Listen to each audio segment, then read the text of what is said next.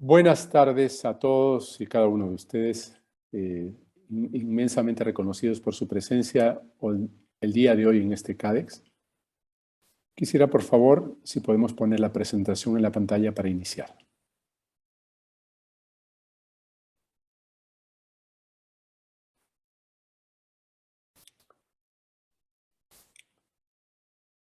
La siguiente, por favor.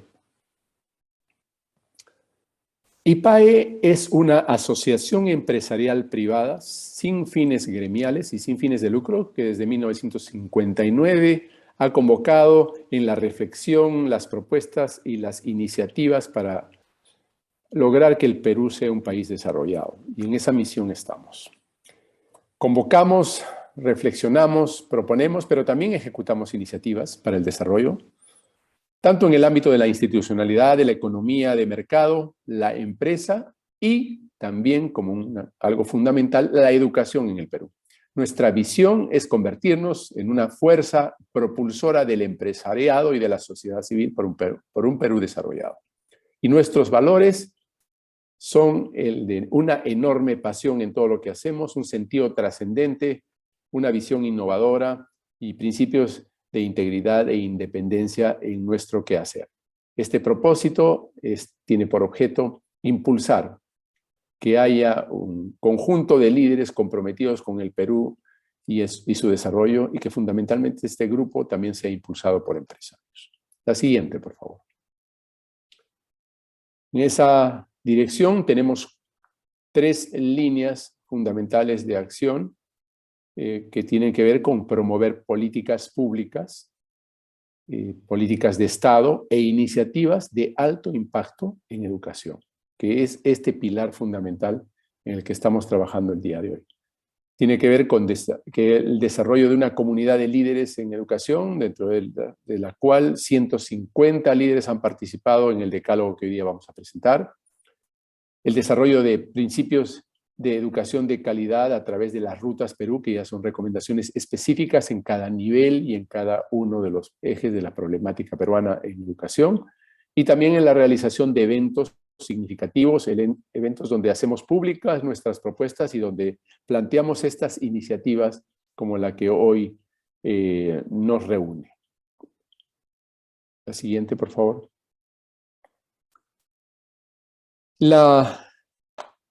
La ocasión no podría ser más propicia porque estamos clausurando el CADE de Educación 2022 bajo el lema de la revolución educativa es ahora. Y cuando decimos que la revolución educativa es ahora, nos referimos a que tiene que haber un conjunto de compromisos para que esa revolución sea posible. Y esa revolución no podría ser posible sin una participación activa de una serie de líderes y una serie de estamentos. Entonces, el día de hoy vamos a tener no solamente la presentación pública de este decálogo, que es un conjunto de 10 compromisos desarrollados por una comunidad de más de 150 personas y que incluye las conclusiones más importantes y significativas a partir del trabajo desarrollado en este CADE de educación. Y también vamos a tener en esta sección del CADEX tres partes, ¿no? Vamos a tener la revelación del decálogo a cargo de Daniel Alfaro, el presidente del CADE, Mercedes García de Valenzuela, directora del Colegio Trener y también quien preside el Comité Estratégico de Educación de IPAE. Una segunda etapa o sección donde vamos a tener el primer panel de comunidad educativa, donde esto que hablábamos de que tiene que haber un despliegue no solamente desde la perspectiva del territorio, sino desde la perspectiva también de las comunidades. Vamos a tener primero a la comunidad diciendo presente, comentando el decálogo. Vamos a tener a Gerson Ames, docente de la institución educativa Daniel Hernández, de Tayacaja, de Huancavelica, a Fiorella Contreras, una estudiante de 4º año de secundaria y campeona mundial de ajedrez, representando al Perú, a Milagro Sáenz, representante del colectivo Volvamos a Clases Perú, que tiene mensajes muy importantes que darnos. Y después de eso tendremos un segundo panel ya de autoridades, donde tendremos la presencia de Jean Paul Benavente, presidente de la Asamblea de Gobiernos Regionales del Perú. Tenemos a a Presbítero Alarcón, director de la Dirección Regional de Educación de Cajamarca, y a Alfonso Vigo, presidente del Comité de Calidad del Instituto Tecnológico de Huánuco. La siguiente, por favor. Y sin ningún otro mensaje adicional de mi parte, quisiera ceder el uso de la palabra a Daniel Alfaro, presidente del CADE de Educación 2022. Adelante, Daniel, por favor. Muchas gracias, Gonzalo. Muy buenas tardes con todas y todos, todas las revolucionarias y revolucionarios que el día de hoy nos están acompañando. ¿Por qué una revolución educativa? ¿Por qué ahora? Siguiente, por favor. El mundo está cambiando drásticamente.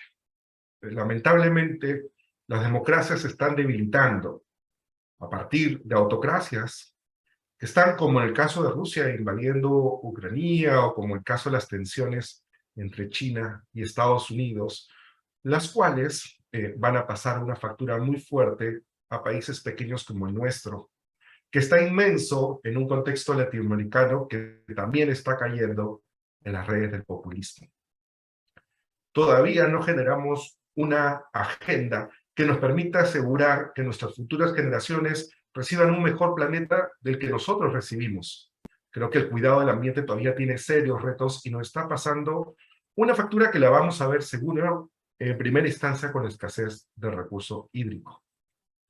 Nuestras economías aún no terminan de resolver una distribución más justa de los ingresos, otra vez, sobre todo en América Latina, y nuestro país no es la excepción.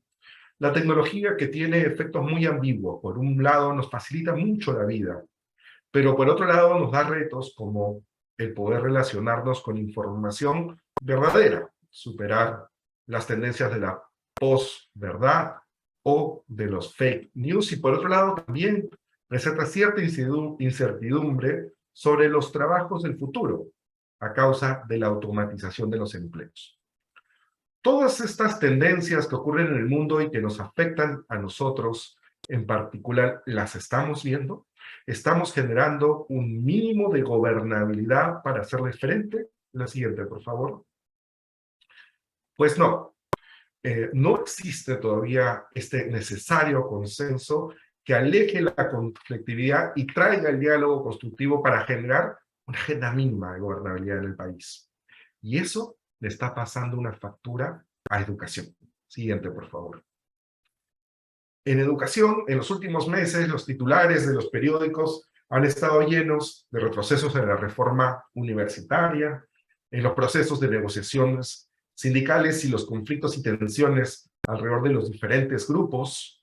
Ha estado también alrededor de leyes sobre materiales educativos, todos seguro temas importantes por discutir, pero no priorizados o no priorizables frente a 2 años de pandemia con 76 semanas de escuelas cerradas, donde la atención de lo socioemocional, la recuperación del aprendizaje deberían ser los temas que hablamos día a día.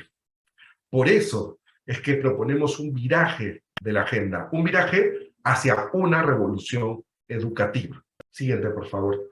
¿Cómo puede ser que no aprovechemos los aprendizajes que nos ha dejado semejante crisis, en las cuales, como les había adelantado, hemos demorado en abrir las escuelas, incluso más allá o más rápido lo hicimos para el caso de centros comerciales, restaurantes, y lo último que abrimos fueron las escuelas. La última profesión que también dejamos que fluya en su quehacer fue la docente.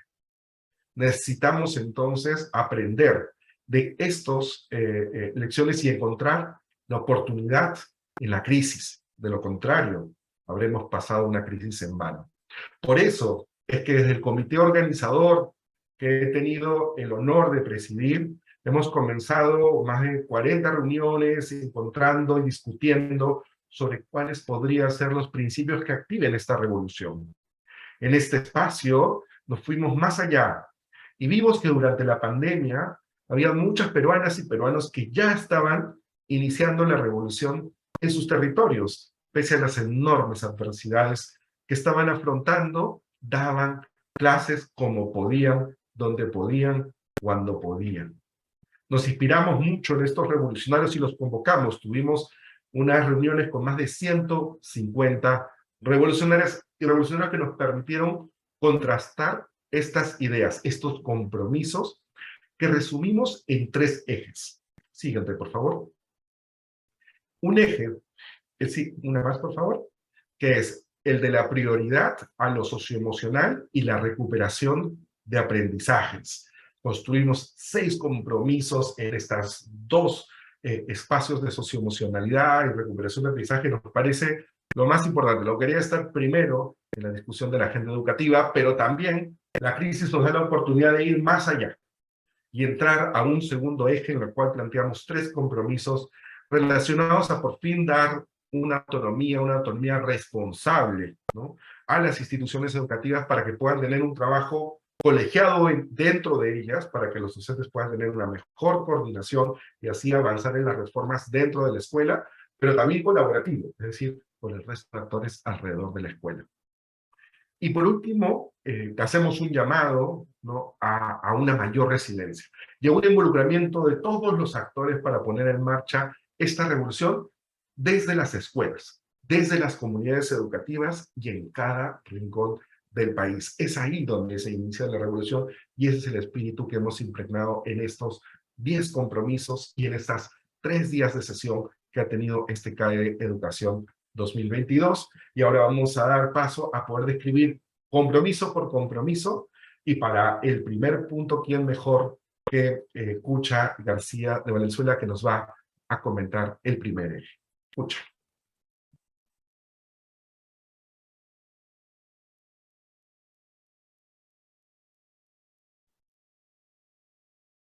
Hola, muy buenas tardes.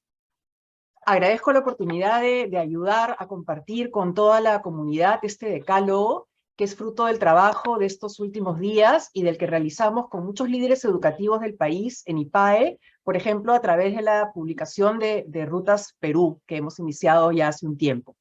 Nuestro primer eje es la prioridad a lo socioemocional y a la recuperación de aprendizajes. Sin duda, después del largo cierre de nuestras escuelas, es muy grande la preocupación que tenemos todos sobre la recuperación de los aprendizajes y lo que eso va a significar.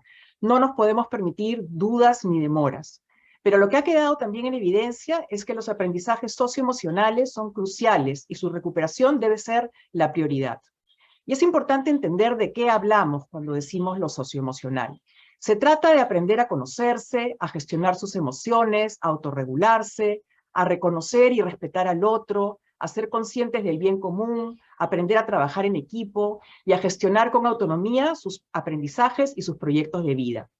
Así, además, con este desarrollo se darán las condiciones para recuperar los demás aprendizajes. Recuperación que va a requerir de tiempo y esfuerzo de los estudiantes, acompañamiento y monitoreo de docentes y familias, pero sobre todo de mucha creatividad, para integrar este trabajo con retos motivadores y significativos en la escuela, para todos en la escuela. No se trata solo de programas y estrategias puntuales, sino de pensar la escuela como un lugar que acoge a los estudiantes y les brinda oportunidades constantes en cada clase, en cada actividad, para desarrollar estos aprendizajes, que son los que harán posible finalmente que tengan una vida feliz y sean los ciudadanos que este país necesita. La siguiente, por favor.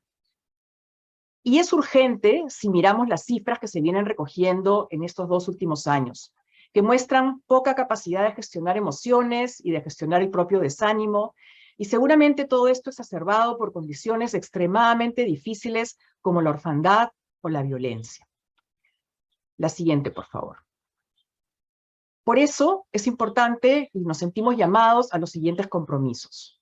Los directivos y docentes deben promover que las instituciones educativas sean lugares de cuidado, de vínculos afectivos, de inclusión y libres de violencia, y que el desarrollo socioemocional sea transversal en sus propuestas educativas e involucre a toda la comunidad educativa, incluyendo especialmente a las familias. Los gobiernos regionales, locales y el nacional deben impulsar políticas de bienestar y atención socioemocional para apoyar a los diversos actores de la comunidad educativa. Se necesita, pues, que la escuela sea un espacio más normal, más completo, que no genere distancias o temores, que no limite y que no se cierre. Es urgente actualizar, por eso, los protocolos y normas que obligan, por ejemplo, a cerrar un aula por un caso de COVID o impiden que un alumno suba al transporte escolar sin vacuna. La siguiente, por favor. El segundo elemento es el foco en la primera infancia. La neurociencia demuestra que los dos momentos más sensibles para el desarrollo del cerebro humano son la primera infancia y la adolescencia. Sin embargo, estos son los ciclos de vida que presentan mayores retos de acceso a la educación y a los aprendizajes, sobre todo en las zonas rurales y de pobreza. Si en los primeros años de un niño este no recibe cuidado, afecto y experiencias enriquecedoras, estimulantes, difícilmente se va a lograr desarrollar todo su potencial. Por eso nuestra primera Ruta Perú de marzo del 2021 hizo propuestas al respecto. Sería imperdonable que no pongamos todos, cada uno desde su rol, el máximo esfuerzo por revertir cifras como estas. 58% de los niños entre 9 y 12 meses de edad no tienen una adecuada interacción con su madre, y el porcentaje de niños de 3 a 5 años que asiste a un centro de educación inicial bajó en el 2020 de 93 a 81% y solo se ha recuperado hasta un 85%. Sabemos del valor de la educación inicial en el futuro de una persona, por lo que es urgente que todos los niños accedan a ella. Siguiente.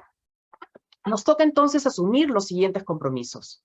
Los directivos, docentes y las familias deben trabajar juntos para recuperar la asistencia a los estudiantes de 3 a 5 años al nivel inicial, así como en la implementación de estrategias que les permitan fortalecer su desarrollo integral a través del juego, la calidad de las interacciones y la regulación de sus emociones para poder alcanzar su máximo potencial. Los gobiernos regionales, locales y el nacional deben asegurar una atención universal e integral para los niños menores de 3 años, con programas que involucren alimentación, salud, inclusión y crianza respetuosa, con un especial foco en las zonas rurales y de pobreza. A su vez, promover la inversión del sector privado y la sociedad civil en la provisión de servicios de guardería. Con esto le doy el pase a Daniel para ver los siguientes compromisos. Siguiente, por favor. Gracias. Sosteniendo la adolescencia, el tercer compromiso. Luego de la primera infancia, la adolescencia es el siguiente estadio por focalizar para potenciar el desarrollo neurológico y emocional de las personas. Lamentablemente, los aprendizajes durante este periodo de vida son los más bajos, por lo que el modelo de secundaria está lejos de sostener y hacer brillar el potencial de las y los adolescentes. Los retos puntuales luego de la pandemia será recuperar los aprendizajes que no se alcanzaron durante la primaria, mejorar la transitabilidad hacia un trabajo digno y productivo en el mundo laboral, o hacia una educación superior que siga potenciando sus aprendizajes a lo largo de la vida. Así como neutralizar las amenazas que los acechan constantemente, sobre todo en términos de pobreza, ruralidad, género y cultura. El incremento de la violencia y el desempleo juvenil nublan sus futuros al envolverlos, a muchos de ellos, en círculos viciosos, donde el abandono escolar, el embarazo adolescente o la delincuencia son errores recurrentes. Por eso, creemos firmemente que los indicadores más importantes por revertir son que el 52.2% de estudiantes de segundo de secundaria no alcanzan las competencias de lectura esperadas para sexto de primaria. Y esta es una data de la encuesta virtual que se hizo el año pasado, solo los que tenían conexión con Internet. Imagínense los que no. 42% de adolescentes entre 14 y 17 años trabajan. En el 2019 eran 36%. Y el 36.6% era la tasa de transición hacia la educación superior. En 2020 cayó a 21%. Por eso, los compromisos que sostenemos para sostener a la adolescencia son: los directivos y docentes deben promover una secundaria flexible, que conecte con los intereses de las y los adolescentes, potenciando el trabajo por proyectos de manera transversal a las áreas curriculares y facilitando aprendizajes que los ayuden a emprender con éxito sus distintas trayectorias. A su vez, reforzar el trabajo de tutoría y acompañamiento personal, así como acercar y acompañar a los padres y madres de familia para la construcción de vínculos saludables con sus hijos adolescentes. Los gobiernos regionales y nacional deben impulsar diversos modelos educativos que los preparen para el mundo laboral, los conecten con las necesidades productivas de su región y amplíen su tránsito hacia la educación superior. También deben reducir la violencia y el desempleo juvenil, en coordinación con otros sectores para prevenir la deserción escolar, el embarazo adolescente y la delincuencia. Estos compromisos también los vamos a trazar para el siguiente punto. El siguiente punto es los espacios y entornos de aprendizaje. Siguiente diapositiva, por favor. Frente a los bajos resultados de aprendizajes por la pandemia, nos vemos en la necesidad de repensar estrategias para recuperarlos. En este sentido, sabemos que los espacios y los entornos no están siendo aprovechados en todo su potencial. Estos podrán motivar y acelerar la recuperación de aprendizajes, la erradicación de los estereotipos de género, promover una cultura de cuidado ambiental, así como conectarnos con nuestra realidad despertando curiosidad y entusiasmo. Tampoco se están aprovechando las bondades culturales y ambientales de los territorios para que los estudiantes construyan una relación con su entorno que trascienda lo funcional y sobre la cual se pueda cuidar y crear las condiciones necesarias para futuros más amables y productivos. Sin embargo, estos sueños no se podrán materializar sobre la base de una infraestructura educativa aún precaria, con baja conectividad y alta brecha de acceso a servicios públicos. En los aprendizajes, el 30% de nuestros estudiantes de cuarto grado de primaria llega a tener un logro satisfactorio en lectura, 32% en el caso de matemáticas, la misma evaluación sobre aprendizajes que solo se hizo a los que tenían conexión con Internet, alrededor de la mitad de los estudiantes. Otra vez, imaginemos cómo está el resto. 18.8% de locales públicos, solo el 18% de locales públicos está en buen estado, y 29% solo tiene conectividad a electricidad, agua potable y desagüe a la vez. Los compromisos entonces que tenemos que promover para revertir la situación a partir de los espacios y los entornos de aprendizaje son, siguiente por favor.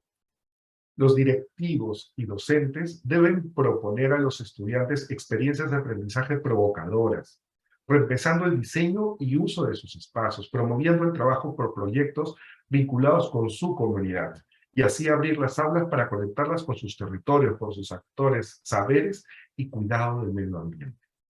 Los gobiernos regionales, locales y el nacional deben acelerar con sentido de urgencia el cierre de brechas de infraestructura, conectividad y acceso a servicios públicos, bajo los enfoques de ordenamiento territorial y gobernanza colaborativa, que promuevan inversiones con mayor eficiencia y servicios articulados para el bienestar. Estos compromisos también los queremos trazar en el aprendizaje autónomo para entornos híbridos que estarán a cargo de Gonzalo. Gonzalo.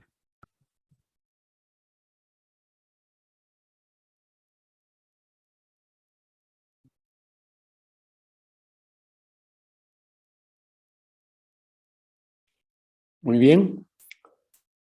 Es fundamental que algunas de las grandes lecciones durante la pandemia y el uso de la tecnología queden para reforzar el modelo educativo.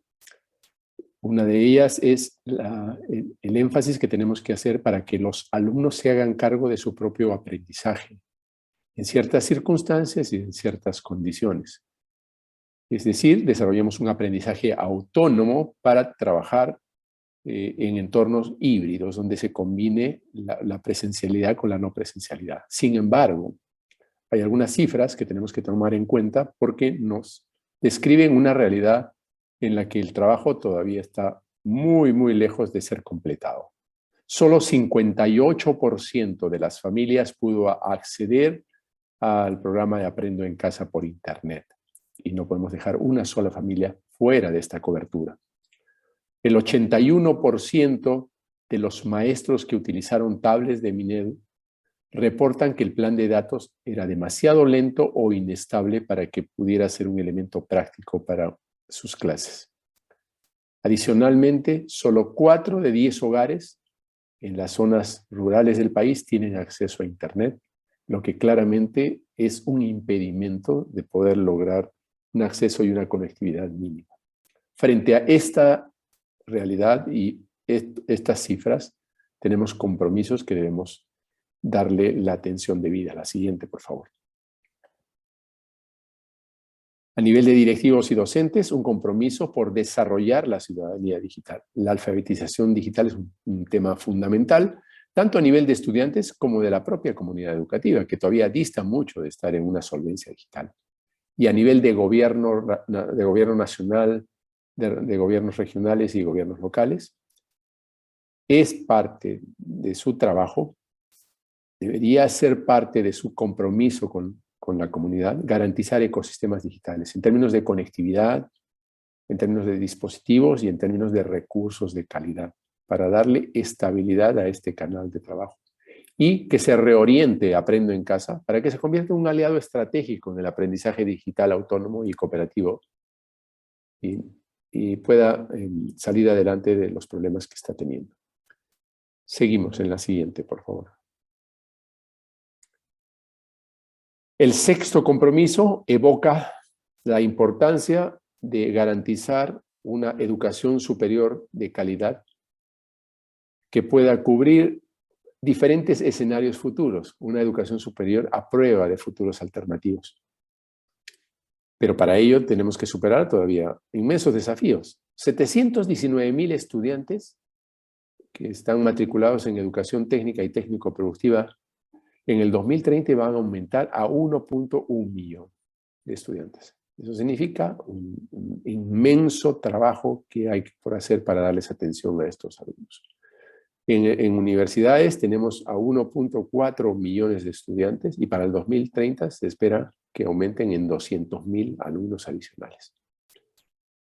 Y tenemos una severa alerta en términos de la reforma universitaria porque no hemos tenido todavía ni el tiempo, ni los recursos, ni la debida atención para atender la optimización de la reforma en lo que se relaciona a la educación superior tecnológica. Es una tarea pendiente y es fundamental porque por ahí hay una demanda mayor de trabajo y mayores oportunidades para nuestros jóvenes, así que tenemos que trabajarla.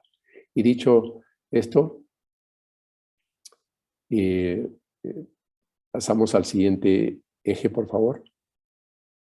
¿Sí? En los compromisos que tenemos que hacer.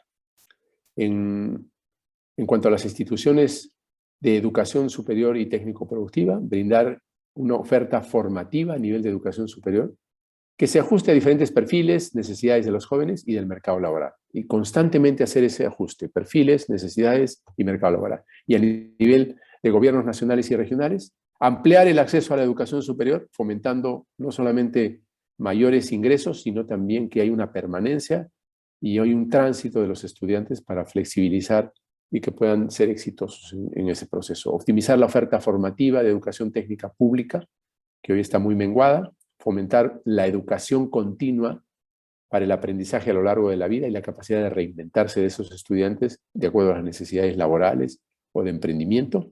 Fortalecer la reforma universitaria, pero fortalecerla con una regulación acorde con la nueva demanda y con la necesidad de continuamente hacer ajustes en términos de contenidos, en términos de programas, en términos de carreras.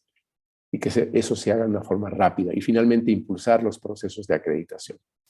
Dicho esto, quisiera ceder el uso de la palabra a Cucha para que nos hable sobre el tema de autonomía en un trabajo colegiado y colaborativo.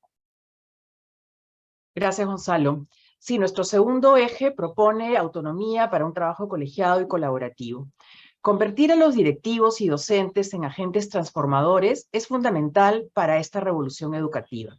Sin embargo, para desplegar todo su potencial y poder ejercer el liderazgo escolar, necesitan autonomía. Una autonomía propia del ejercicio profesional y que hoy no se da. Necesitan también una estructura, recursos y tiempos para un trabajo colegiado que fortalezca la reflexión y la acción pedagógica. Siguiente, por favor. En el Perú tenemos un sistema educativo centralista, donde las autoridades rectoras intentan prescribir con mucho detalle la acción de las escuelas públicas y privadas, limitando la iniciativa e innovación, así como el profesionalismo de los propios actores. Y con una serie de exigencias formales y administrativas básicamente controlistas que muchas veces quitan tiempo y foco a las tareas más importantes, tanto en las escuelas privadas como en las públicas, donde esto es más crítico aún debido a la atomización del sistema en las que ellas a menudo no cuentan con equipos directivos y administrativos para todas las labores. En el Perú hay alrededor de 63.000 servicios educativos públicos escolarizados. Las escuelas están organizadas por códigos modulares definidos en función del nivel educativo inicial, primario, secundaria, y gestionados independientemente de lo que suceda con los otros niveles, aun cuando compartan incluso el mismo local. El 88% de estos servicios cuenta con 11 o menos docentes. Entonces, es muy difícil gestionar. Un reordenamiento territorial como el que se explica en una de las rutas Perú de IPAE permitiría pasar a 12.648 escuelas integradas, consolidando así el 82% de los servicios y el 93% de la matrícula, y dándoles de esa manera también mejores recursos, sobre todo recursos humanos, para funcionar mejor en lo pedagógico y en lo administrativo. Siguiente, por favor. Por eso nos parecen fundamentales estos compromisos. Por el lado, los directores y docentes deben abrirse y propiciar la conformación de redes de colaboración con otras escuelas, en especial con aquellas desde o hacia donde transitan sus estudiantes, así como activar también una mayor articulación entre instituciones educativas públicas y privadas. Así comenzarían esta revolución desde abajo y ya, y seguro que varios ya lo vienen haciendo. Los gobiernos regionales y el nacional deben impulsar el reordenamiento territorial de sus escuelas para que integren su gestión de acuerdo con la transitabilidad de sus estudiantes por los diferentes niveles educativos y logren operar sobre la base de equipos directivos y colectivos docentes con el suficiente tamaño y soporte para una gestión autónoma y efectiva. Esto implica redefinir también el rol de la SUGEL, para que se modernicen y conviertan en un verdadero soporte administrativo, pedagógico y logístico de las instituciones educativas. La siguiente, por favor. Los directivos son actores fundamentales en las instituciones educativas porque lideran la gestión escolar, asegurando el cumplimiento de los compromisos de gestión y garantizando un servicio de calidad, y ayudando sobre todo también a mantener vivo y consciente el propósito que es la guía de cada centro y de la labor educativa. Diversos estudios indican que el liderazgo pedagógico del equipo directivo es el segundo factor de más influencia para la mejora de los logros de aprendizaje en las escuelas, siendo superado solamente por el rol del docente en el aula. El directivo entonces tiene un rol clave para los aprendizajes de los estudiantes porque también influye en las motivaciones y capacidades de los docentes, así como en el entorno y en el clima escolar. En este contexto, la atomización de los servicios educativos públicos en el Perú y las reglas de asignación para los directores nos presentan varios desafíos. 26% de las escuelas públicas tienen un director nombrado. El 68% de ellos, además, con aula a cargo. De acuerdo a la legislación actual, en los próximos años, 17.000 directivos formados y con experiencia van a regresar a sus aulas. Y además, los directores en acción en este momento dedican 53 horas en promedio, horas semanales, en su trabajo, de las cuales solo el 25% está destinada a funciones pedagógicas. En los centros privados esto puede ser aún peor porque responden a una serie de supervisiones de diversos entes que incluso se duplican. La siguiente, por favor. Por eso, los siguientes compromisos. Los directivos deben ser los promotores del cambio cultural de sus instituciones educativas, facilitando el trabajo colegiado y colaborativo de sus equipos, apostando por el desarrollo y el bienestar de sus docentes, activando a las familias como socios en favor de los aprendizajes y el desarrollo integral de sus estudiantes. El gobierno nacional debe actualizar la normativa para consolidar el liderazgo directivo, habilitando que los directivos con talento puedan continuar ejerciendo su rol, así como promover una línea de carrera que les permita desarrollar sus competencias estratégicas en lo pedagógico y en la gestión del cambio cultural. Con esto le doy el pase a Daniel para los últimos compromisos. Como lo mencionó Pucha y también Gonzalo al principio, en IPAE estamos poniendo en valor todo lo que tenemos, todo lo que hemos construido para sacar adelante esta revolución educativa, tal como la ruta de la carrera directiva que lanzamos en este mismo CAE 2022 y también las rutas que hemos trabajado para los docentes, que en este compromiso les llamamos docentes revolucionarios. El factor que más impacta en el proceso educativo de los estudiantes es el docente. Por ello, la calidad de un sistema educativo tiene como límite la calidad de sus docentes. Los docentes son los llamados a crear experiencias de aprendizajes que desafíen y acompañen a la gran diversidad de estudiantes en nuestro país. Deben ayudarlos a trabajar colaborativamente para construir una mejor versión de sí mismos y del mundo. A pesar de esta evidencia, el sistema educativo no asegura que el mejor docente esté donde los aprendizajes son más bajos, ni tampoco asegura alcanzar el perfil docente necesario para afrontar las competencias del siglo XXI, ni genera las condiciones necesarias para que su desempeño sea el más adecuado, sobre todo en escuelas de alta exigencia como las multigrado, las unidocentes. Si nosotros vemos algunos indicadores que reflejan estos retos, podemos ver, por ejemplo, que los 208 institutos pedagógicos, solo 32 se han convertido a escuelas a través del licenciamiento, generando todavía una brecha grande por cubrir. 25.000 docentes es el déficit de profesores en educación intercultural bilingüe, que es poner en valor la gran diversidad que tenemos justamente para aprovechar esa riqueza en favor de nuestro bienestar. 4% de los docentes que han postulado a la carrera pública magisterial en los últimos años han logrado ingresar. Y de 22.5 a 26.3 horas es la jornada docente en el Perú, mientras que en otros países de la región supera las 35 horas, permitiendo que el docente tenga más tiempo y espacio para poder desarrollar el trabajo colegial. Por eso, desde esta revolución educativa proponemos estos compromisos. Siguiente, por favor. Las escuelas deben ser comunidades de aprendizaje, donde el desarrollo profesional, el trabajo colaborativo y bienestar de los docentes sean sus pilares, y los pilares de la cultura escolar. Los docentes deben aprender nuevas habilidades, pero también desaprender otras, para crear experiencias de aprendizaje contextualizadas que desafíen a los estudiantes y asumir el reto de colocar a cada estudiante en el proceso, en el centro del proceso educativo y adaptarse a sus necesidades. Los gobiernos regionales y el nacional deben revolucionar la formación de los docentes para enseñar las competencias del siglo XXI en todas las escuelas públicas y privadas del país. Esto implica acelerar el licenciamiento de los institutos pedagógicos para convertirlos en escuelas, promover que la formación inicial garantice las competencias básicas del perfil docente y mejorar los procesos de la carrera pública magisterial frente al próximo recambio generacional. El incremento del gasto remunerativo debe priorizar que los docentes cuenten con las horas suficientes para asegurar un trabajo colegiado. Prioricemos la contratación de más horas antes que solo el incremento del piso salarial.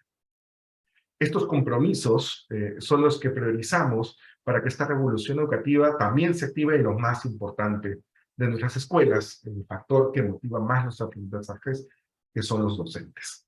Y que con este punto cerramos este eje de autonomía para una gestión colegiada y colaborativa de las escuelas. Y pasamos al último eje, al eje de la resiliencia. En este eje nosotros proponemos una mayor resiliencia e involucramiento de todos los actores para poner en marcha la revolución desde las escuelas. Quiero que se den un momento. Sí, estamos frustrados. Estamos frustrados porque por más que intentamos cambiar la política educativa, cambiar la realidad de nuestras escuelas, cambiar la realidad en nuestros hogares, la adversidad del entorno es muy grande. La crisis sanitaria se pegó a una crisis económica, que ahora se pega a una crisis alimentaria, y que nos afecta a todos, pero sobre todo a los más vulnerables. Tratamos de luchar contra esa adversidad día a día, pero solo vemos conflictividad a nuestro alrededor. Y eso puede hacer que nos disminuyamos, que no veamos que en esta gran crisis también hay grandes oportunidades. Quiero que se tomen solo un momento para pensar en estos 2 últimos años alguna mejora que hayan hecho por el sistema educativo.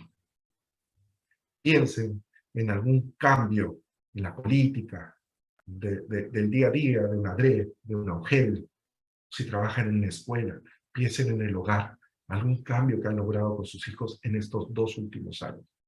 Y podrán ver que ese cambio no necesariamente está cambiando el Perú, pero sí está cambiando el Perú de su escuela, el Perú de su equipo de trabajo, el Perú de las niñas y niños que están a su cargo. Y ese esfuerzo valió la pena y valdrá la pena en adelante, y entonces les propongo aferrarnos a ese esfuerzo, proyectarlo hacia el futuro, liberar la resiliencia. Liberar la resiliencia para que construya el camino por el cual estos compromisos se puedan ejecutar, porque ustedes, al estar acá, ya van a ser los voceros de estos compromisos en cada una de sus regiones. Van a ser los próximos revolucionarias y revolucionarios. Y por eso queremos hacer un llamado desde este CADE a todos y cada uno de ustedes. Siguiente, por favor. Un llamado para juntar nuestros corazones y voces para decir al unísono que la revolución educativa empieza ahora, con nuestros estudiantes al centro y desde las escuelas, los hogares, los espacios públicos y desde cada rincón del país. Les pido, por favor, nos acompañen a ampliar la voz y mover estos compromisos, sobre todo en estos próximos retos democráticos que vamos a tener en las elecciones regionales y municipales. Y para eso tenemos paneles nutridos que nos van a permitir inspirarnos y contrastar estas vivencias de gente que ya está haciendo la revolución en sus propios Perú, en sus propios campos. Doy el paso a Cucha para poder iniciar el primer panel. Cucha.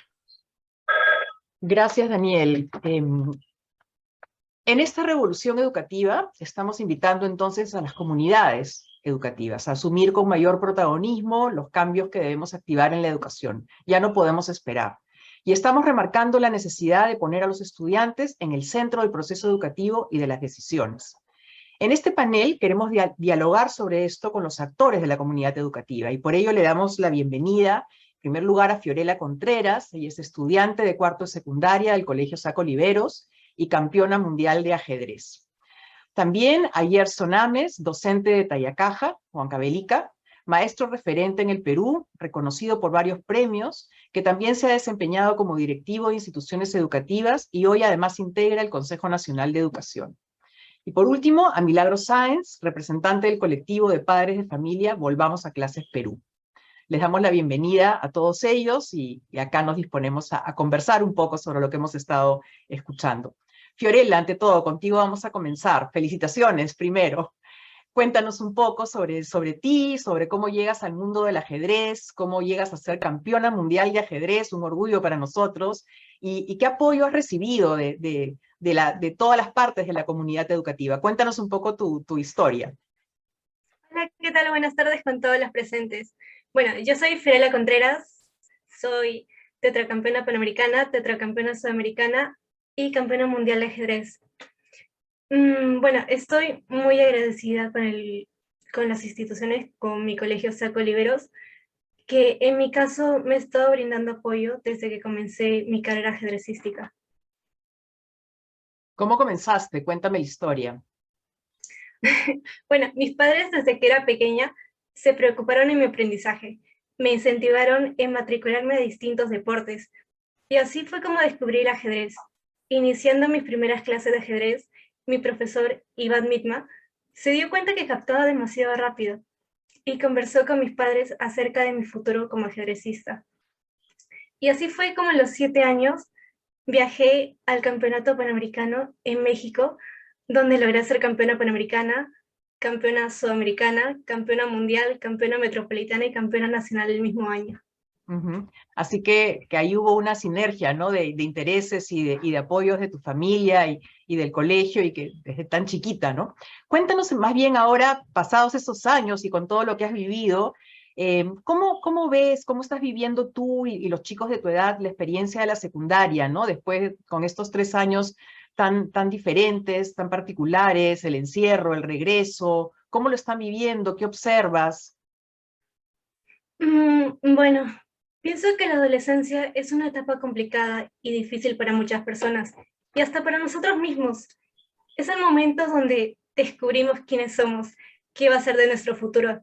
Nos planteamos tantas preguntas. Esta etapa, para la mayoría de los jóvenes, creo que se desvían por falta de apoyo emocional, direccional, problemas familiares, financieros y entre otros. Conviviendo con mis compañeros, me he dado cuenta de que la mayoría se va a fiestas, por ejemplo, o no presta tanta atención a clases por los problemas familiares que tienen. Así que creo que sería bueno de que en las instituciones los padres más se interesen por los chicos, ya que esta es una etapa complicada. Ujú. Ahí los colegios también pueden jugar un rol, ¿no? Convocando a los padres y demás. Vamos a preguntarle un par de cosas a Gerson y a Milagros y después regresamos con una opinión final. Gerson, ¿cómo estás? Buenas tardes. La educación está en un momento crítico, ¿no? Y en este CADE... Mercedes. ¿Qué tal? ¿Cómo te ha ido? Estamos en un momento crítico y en este CADE estamos proponiendo que la revolución educativa descanse mucho en las propias escuelas, ¿no? ¿Cuál es tu visión sobre este rol más protagónico de la escuela? ¿Qué factores ves que podrían favorecer que esto se dé o qué experiencias tienes? ¿Qué nos puedes decir? Fíjate, Mercedes, buenas tardes y gracias por la invitación. Mira, tuvimos la efervescencia de este retorno a clases presenciales en marzo, todos muy felices y bueno, la efervescencia mes a mes se fue desvaneciendo, ¿no? Y hemos vuelto, creo que en algunos casos, o no sé, en la cantidad de casos, hemos vuelto a la hipernormalidad educativa, ¿no?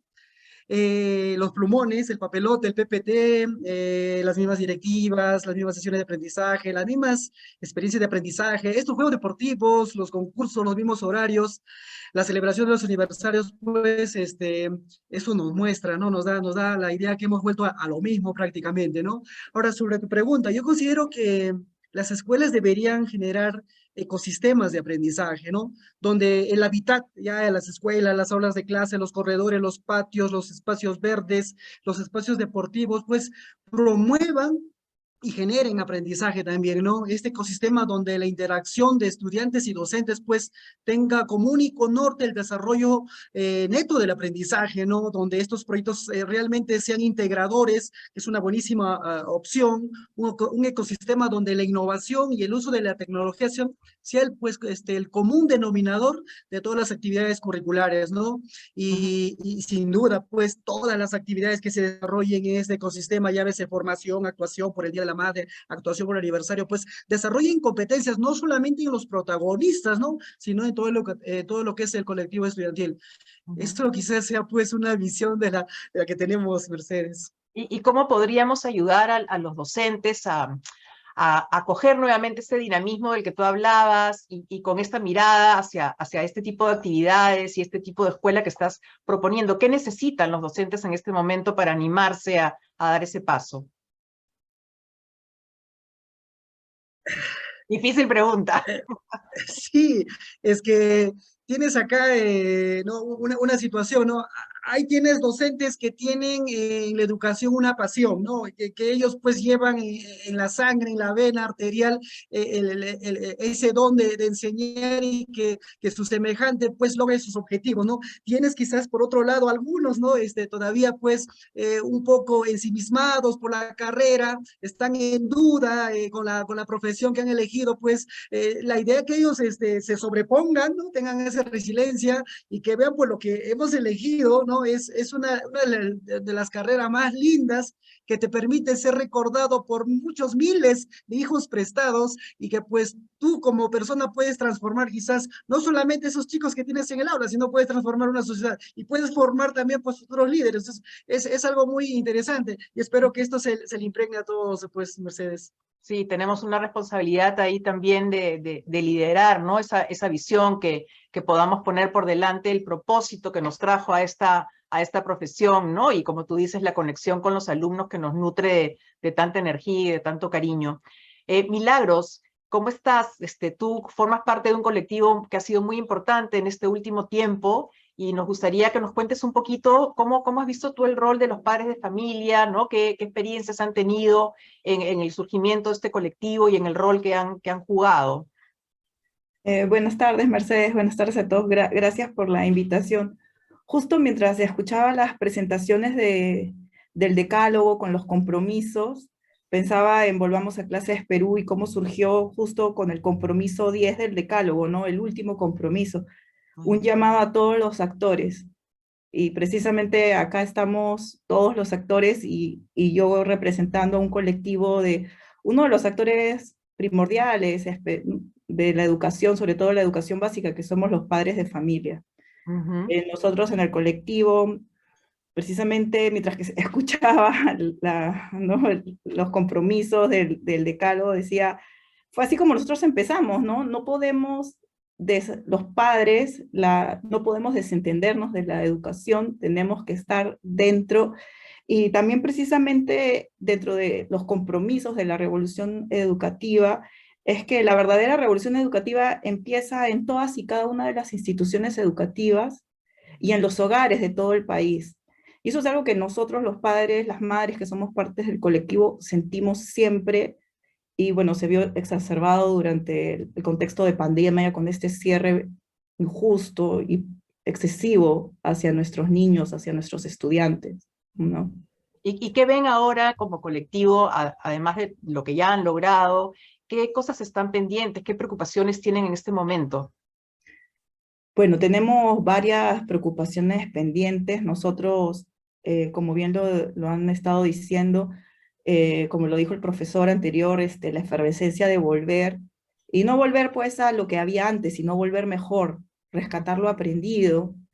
Y todavía para nosotros en el colectivo aún nuestra misión no termina, porque si bien hemos regresado, lo que nuestros estudiantes necesitan, lo que nuestros niños necesitan, nuestros adolescentes, es una continuidad escolar, ¿no? Una continuidad, un esquema, una estructura diaria de la escuela. Y con estos cierres que todavía tenemos con los protocolos de las escuelas, todavía no podemos hablar de que nuestros estudiantes están pues en una normalidad escolar, lamentablemente.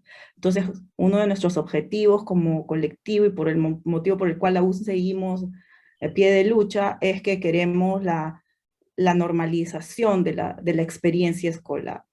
Las escuelas, escucha, tú sabes que siguen siendo los lugares con los protocolos más estrictos. Un caso COVID, todo el aula se va a cuarentena. Claro, y que eso que no es un tema de las escuelas, ¿no? Sino que es un tema de la normativa vigente. Exactamente, o sea, seguimos en un contexto de pandemia y la única actividad que se ve perjudicada por este protocolo es la escuela. Son nuestros niños, nuestras niñas, nuestros adolescentes que, como ya hemos visto durante todo el CADE, son precisamente los que más necesitan esta sensación de normalidad, ¿no? Entonces nuestra lucha va por desprotocolizar las escuelas y volver esa sensación de normalidad, buscando pues el bienestar socioemocional de nuestros niños, de nuestros adolescentes. Gracias, Milagros. Es tu pedido entonces acá como cierre de tu intervención y creo que ojalá puedan aprovechar también este trabajo que han hecho como colectivo para seguir incentivando a los padres a involucrarse con la educación de sus hijos, ¿no? Hay muchas cosas en las que los maestros nunca van a reemplazar a los padres y así como a los maestros de repente se les puede haber bajado un poco la efervescencia del momento del regreso, también los padres aprendieron a involucrarse mucho más durante los últimos 2 años con sus hijos y ahora tampoco se trata de dejarlos en la escuela, ¿no? Quisiera que así como Milagros nos ha terminado su intervención con un pedido, con una reflexión sobre lo que viene, también quisiera pedirle lo mismo a Fiorella y a Gerson, ¿no? Fiorella, comenzando por ti, ¿no? Aprovecha que te están escuchando seguro tus profesores, tus directores y los profesores y directores de muchos jóvenes como tú, ¿no? ¿Qué mensaje te gustaría darles? ¿Qué esperas en este momento de la educación para los jóvenes? Bueno, pienso que tanto padres, docentes y estudiantes de diferentes instituciones, me gustaría que trabajemos en equipo, porque recordemos que los niños, jóvenes, adolescentes, somos el futuro del país. Y hay tantos aspectos por mejorar e implementar, como por ejemplo la educación financiera. Siento de que sería algo muy crucial para nosotros, que nos enseñen desde pequeños, así como trabajar al aire libre. Porque estar encerrados en una aula a veces es demasiado estresante para nosotros y nos gustaría salir al parque en los colegios. Y también que haya más apoyo por nuestros padres de familia. A veces nos dejan a un lado porque piensan de que no necesitamos el apoyo de ellos. O solamente piensan que por darnos dinero o por estudiar en un colegio bueno, ya está todo resuelto, pero en realidad no es así. Así que me gustaría que por favor implementen estas cosas. Es que hay bastantes cosas por qué trabajar en educación peruana. Muy interesantes tus propuestas, Fiorella. Estoy segura que muchos están tomando nota de ellas. Gerson, ¿qué pedirías tú o qué mensaje le darías a los maestros y a los directivos que, como tú, se preocupan tanto por nuestros niños en tantos lugares del país? Gerson, sí. Bueno, sí, a todos los colegas, bueno, que tienen esta innovación in situ en estos momentos claves de la educación, bueno, que sigan adelante, pero que quizás ellos que no se han comprometido aún, que es el momento de que se reinventen, es el momento de que dejen esa palabra, el pero, ¿no?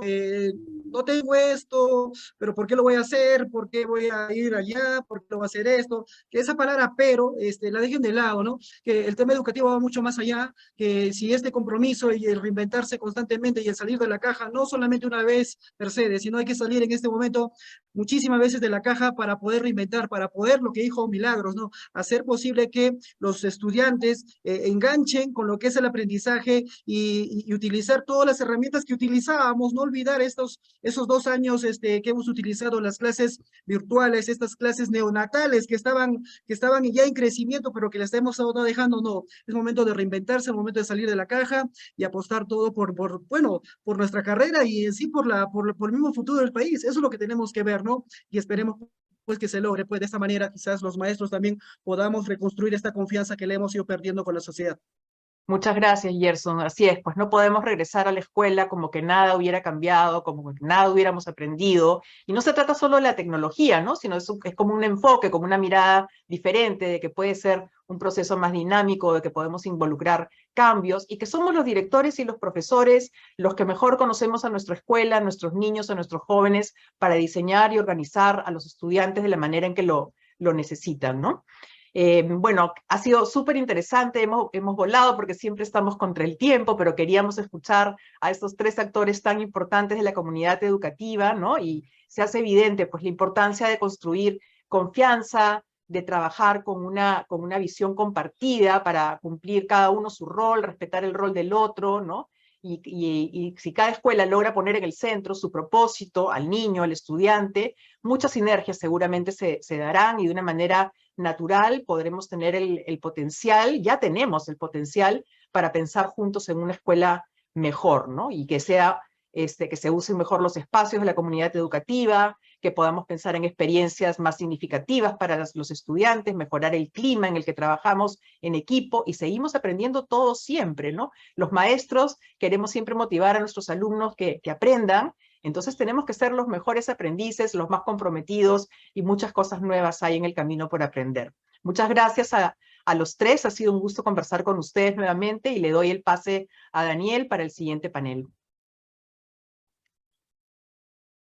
Muchas gracias, Cucha. Este es el tercer y último panel del día. Queremos presentarles a autoridades de la educación a propósito de estas próximas elecciones regionales y municipales que se nos avecinan. Creo que es muy propicio escuchar a quienes han pasado por la experiencia, ¿no? Y a partir de ese liderazgo que han logrado fortalecer, puedan proponernos caminos seguros para esta revolución. Por eso tenemos ahora el gusto de contar con Jean-Paul Benavente, gobernador regional de Cusco y presidente de la Asamblea de Gobernadores Regionales del Perú. Tenemos también la dicha de contar con José Presbítero Alarcón, director regional de Educación de Cajamarca, y de nuestro querido Alfonso Vigo, director del Instituto Superior Público de Huánuco. Vamos a comenzar contigo, José Presbítero, con esta primera inquietud acerca de, tú has estado en la DRE, y has estado en la DRE un mayor tiempo de lo que en promedio los directores están en estos puestos, y has logrado cambios a partir de esa constancia y del talento en el liderazgo que posees. Desde esa perspectiva, quiero consultarte sobre tu visión sobre esta revolución educativa que necesita el Perú, y cuál crees que debería ser el rol de la comunidad educativa en la misma. Presbítero. Gracias, Daniel. Por tu parte, también gracias a Lupay por esta oportunidad. Sí, yo creo que el Perú necesita líderes y colectivos sociales que luchen por la visión de formar seres humanos educados que ejerzan su ciudadanía con convicción y compromiso, que practiquen el bien común y desarrollen sus talentos para alcanzar mejores oportunidades y generar el desarrollo del buen vivir, para superar esta situación de crisis de ciudadanos que tenemos, ¿no? En ese sentido, implica modernizar el Estado para asumir y mejorar la gestión educativa, ¿no?, intersectorial y multidisciplinaria, por procesos para los resultados que demanda el país en colaboración con el sector privado y con enfoque territorial, ¿no? En ese sentido, para poder atender lo que han dicho los otros panelistas, a la infancia y la familia, que es lo fundamental, y aprender esta lección aprendida de estos 2 años de la intervención de la familia en el acompañamiento de los hijos, que no podemos dejar de lado, ¿no? Pero también tiene que haber un enfoque integral, o sea, para ello la educación debe centrarse en la persona para formar al ciudadano que queremos. Entonces, promover esta educación personalizada y contextualizada y fortalecer este rol protagónico de las familias y las comunidades en los núcleos del territorio nos ha permitido a nosotros avanzar un poquito dentro de las brechas que tenemos en la educación en Cajamarca, por esta visión que hemos tenido de plantear la educación, ¿no? En esa lógica, el sector de educación debe asumir la implementación de revalorar la formación docente para su liderazgo transformador y articulador. Si no desarrollamos competencias y capacidades en nuestros docentes, no lo vamos a lograr. Pero no solamente en los docentes, sino también en los directivos y especialistas. Que los especialistas dejen de administrar la pobreza educativa y verdaderamente pasen a un real liderazgo pedagógico centrado en los aprendizajes de los estudiantes. Porque el 80% del trabajo de los especialistas es administrativo. Y no lo podemos negar que los directores de las instituciones educativas, en este caso, por ejemplo, en Cajamarca, el 47% son niños docentes, una vez al mes tienen que ir a la UGEL a hacer cualquier trámite administrativo, abandonando sus estudiantes. Más bien debe ser al contrario, o sea, la UGEL debe convertirse en este acompañamiento para fortalecer la gestión de las instituciones educativas. Y ahí, en la norma que tenemos del ministerio, tenemos que cada 10 instituciones educativas dispersas pueden formar una red. En Cajamarca tenemos 327 redes educativas. Yo digo que en Cajamarca no necesitamos 327 redes educativas, necesitamos 147 redes educativas porque son 147 distritos que permite articular al gobierno local. Y así como las UGELes tienen un bono por desempeños, pues las municipalidades pueden tener un bono por la gestión de sus escuelas, de su territorio. Y cambiemos la lógica. Y es una propuesta que es viable, porque otros países también la tienen, ¿no? Entonces yo pienso que es posible y ahí hemos involucrado nosotros este trabajo intersectorial que nos ha permitido avanzar, ¿no? Muy interesante estas propuestas desde la formación inicial, el rol del docente y la regulación habilitadora, ¿no? Que incluso llegue a esta discusión que tenemos todos sobre la municipalización de la educación, ¿no? Y creo que es importante poner esto ahora sobre la mesa, justamente abrir los espacios para conversar y discutir sobre ello. Y en ese sentido, José, quería consultarte sobre los compromisos que tenemos en la revolución, en el decálogo, ¿no? ¿Cuáles te parecen los más resaltantes? Ya nos has adelantado algunos. Y sobre todo, ¿qué responsabilidades específicas debería tener el gobierno nacional, llámese Minedu, una dirección regional de educación y una UGEL? Para nosotros, como Cajamarca, podemos decir que los tres ejes sirven de articuladores y pueden tener otras formas de estructuración, como se está implementando en Cajamarca, por ejemplo, el proyecto educativo articulado con las tres UGELs. Con un horizonte compartido va basado en 4 ecosistemas. Un ecosistema territorial, como verdaderamente pues haces un trabajo articulado con los gobiernos locales, con las organizaciones, con los padres de familia, ¿no? Para fortalecer la escuela. Un ecosistema institucional, como al interior de la UGEL pueden trabajar estas instituciones y fortalecer la parte pedagógica, el ecosistema pedagógico para los logros de aprendizaje, y no podemos dejar de lado el ecosistema digital. Ahí, por ejemplo, nos ha servido a nosotros, ¿no? Esto basado en indicadores y metas para poder avanzar. Por ejemplo, nosotros al 2020 teníamos cerca de 5.000 instituciones que no tenían agua potable. ¿Cómo es posible regresar a clases con esa dificultad, ¿no? Porque el 70% de la infraestructura de las instituciones educativas en Cajamarca lo ha construido la comunidad, lo ha construido los padres de familia. El Estado no ha intervenido para nada. El Estado solamente interviene desde 2007 con este programa de mantenimiento, este presupuesto de mantenimiento, pero que está con varios candados, ¿no? De alguna manera pudimos lograr avanzar en ese sentido. Pero hemos podido lograr de manera articulada con esta propuesta de contar con este proyecto articulado con las tres UGELs, basado en indicadores y metas. Hoy nos falta solamente 546 instituciones educativas pues, dotar de agua potable, porque están a 1 kilómetro otros proyectos, ¿no? Pero también, por otro lado, en el tema digital, que es importante, ¿no? Lo que le han dicho ahí, a nosotros, por ejemplo, somos la región que hemos podido gestionar, inclusive con otros aliados, hemos distribuido 160.000 tablets para los estudiantes de la zona rural. Pero no solamente es distribuir los equipos. El problema que teníamos que el 80% de docentes no tenían las competencias para el uso de las tecnologías.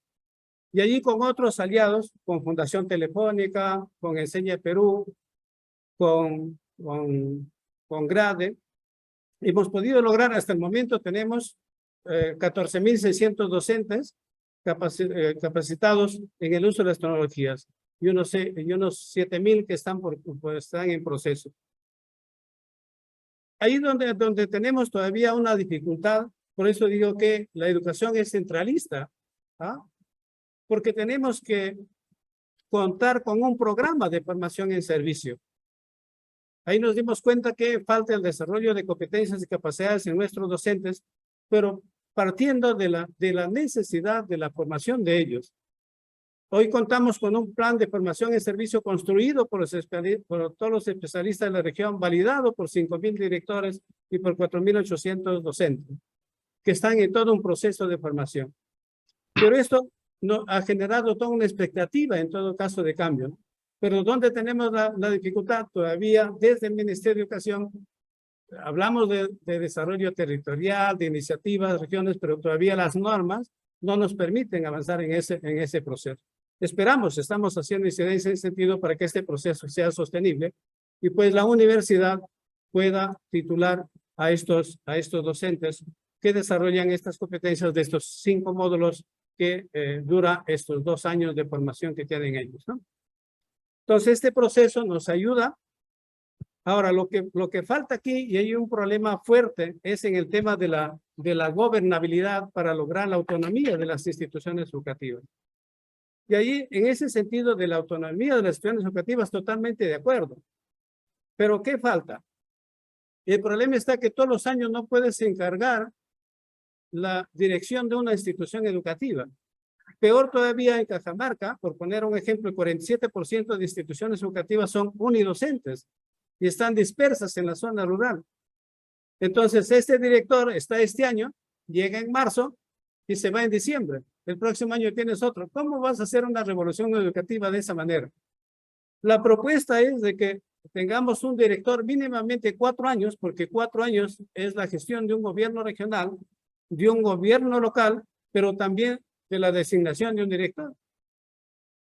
Hemos retrocedido, creo que unos 10 o 20 años atrás, ¿cierto? Que empezamos con este proceso de formación de directores, porque el próximo año, en febrero, todos regresan a aula. Entonces, las mujeres van a convertirse en agencias de empleos en diciembre, enero, febrero, para encargar los directores a todas las instituciones educativas del país, en vez de planificar, ¿no es cierto?, de manera concertada, cómo logramos fortalecer la gestión de las instituciones educativas para generar el desarrollo del territorio y generar las condiciones básicas que tiene que llevar a una buena y sana convivencia, ¿no? Pero eso pasa también por evaluar este programa de convivencia que tiene el Ministerio de Educación por años. ¿Está dando resultado o no está dando resultado? O simplemente es un programa para cumplir con los informes que se solicitan. Entonces hay un tema para evaluar, hablando de este proceso de descentralización, de regionalización, de autonomía y una verdadera revolución educativa. Qué interesante lo que nos compartes, José Presbítero, porque aparte de venir de la experiencia, también viene de una voz interesada y comprometida con la mejora educativa en su territorio, en su región. Y creo que lo que pones en la mesa de esta regulación habilitadora, ¿no? Está en reducir la carga administrativa y facilitar los liderazgos en las escuelas, ¿no? Como también nos han estado comentando en los chats, Nancy habla de escritorio limpio, José Manuel tiene una actitud crítica frente a las cosas que se están haciendo en territorio, y creo que eso nos llama justamente al cambio, ¿no? Nos llama a plantear esas mejoras que bien estás poniendo sobre la mesa y que estás colocando en el rol directivo una gran fuerza de ese cambio, ¿no? Y queremos agradecerte por esas ideas, y justamente en ese rol directivo queremos pasar ahora a Alfonso Vigo. Alfonso, como lo había relatado antes, está a cargo del Instituto Superior Tecnológico Público de Wando, ¿no? Hablamos mucho de que en el país se necesitan más técnicos, de que el mercado laboral los demanda con mayor fuerza que incluso los universitarios, y que son las carreras más bondadosas porque en menos tiempo te permiten formar habilidades para el mercado laboral. Pero es un discurso que puede quedar en vacío si no se gestiona desde el territorio. Y esa es la primera pregunta que te queremos hacer. Desde tu gestión, Alfonso, ¿qué cambios, qué innovaciones se han podido plantear en el Instituto Wando de cara a este proceso, con todas las adversidades que tienes? Porque algo que nos decía José Presbítero de las encargaturas anuales que se tienen que hacer, tú las has vivido durante varios años también, Alfonso. Entonces, dentro de estas adversidades, ¿cómo es que has logrado estos cambios a tal manera de llegar a tu instituto a ser uno de los nombrados como de excelencia? Alfonso. Gracias. El único camino para liberar al hombre del hambre es la educación. Agradezco a Papá Dios por esta oportunidad de ser instrumento de su obra, y agradezco enormemente a ustedes por permitirme participar en este evento.